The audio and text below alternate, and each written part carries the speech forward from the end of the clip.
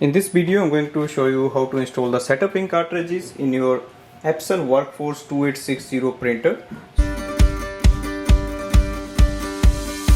Ink cartridge number is 202. Take the ink cartridge out of the plastic packaging. Take the ink cartridge out of this plastic packaging. Also remove this yellow seal. And just do it for all the 4 ink cartridge. So this is a starter ink cartridge. It doesn't have a lot of ink.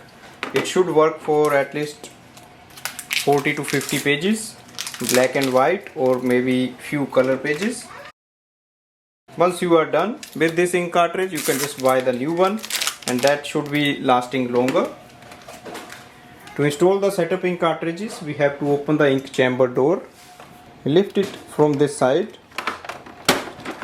Place it here and press it down. You may hear a little lock sound, that means it is installed properly. Install all the 4 ink cartridges. Press the door down and it should close the ink chamber itself. Click on the installed on the printer control panel. It may take up to 6 minutes for the ink system to start. Just wait for that, and this way we can install the setup ink cartridges.